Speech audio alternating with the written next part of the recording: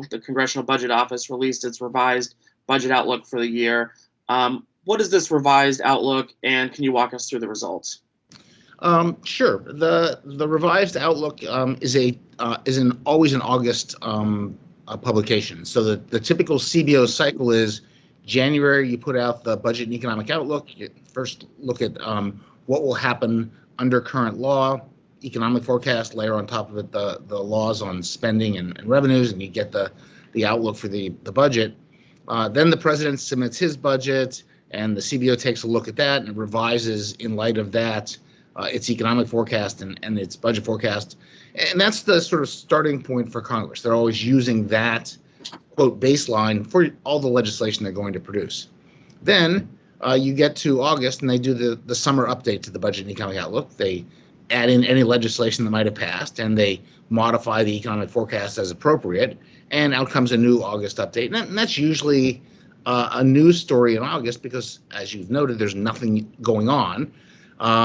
This year, it's a really big news story because a lot happened in between January and now. Mm-hmm. And so because of the pandemic and the dramatic downturn, Congress actually forced CBO to update its economic projections about a month ago.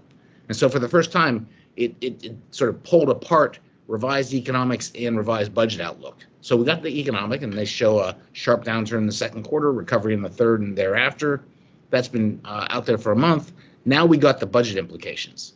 And so, not surprisingly, you find out that the deficit is going to be much bigger than $1 trillion this year. It's over $3 trillion.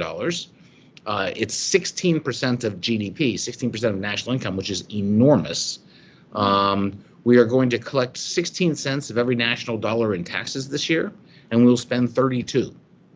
And that's just a shocking number, and unlike anything else we've ever seen. And so we get this enormous increase in the deficit. Because of that, we get a big rise in the debt. We're borrowing a lot, and the CBO projects that not this year, but in the very near future, next year and the year after, the debt will get larger than the size of the economy. So debt to GDP will go over 100%. And indeed, the debt to GDP ratio will be the largest in U.S. history.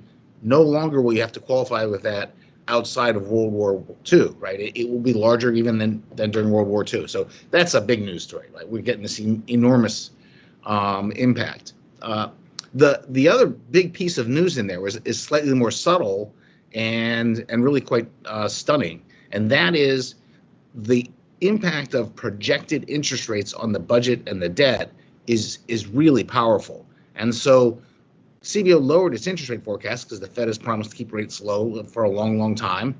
And in the process, they saved more in the budget than the CARES Act cost, believe it or not. So it reduced deficits by over $2.4 trillion. CARES Act was 2.3.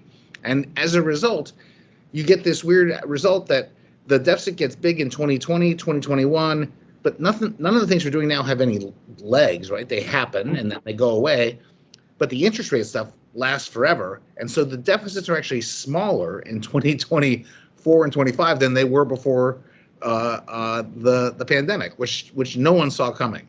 And so briefly, we get this sort of narrowing of the deficit because of the lower interest costs. And then we go back to our old pattern, which is rising debt relative to GDP and the need for Congress to get it together. So it was interesting for budget nerds. And so 7 of us read it, and it was really exciting. And now we can talk about it.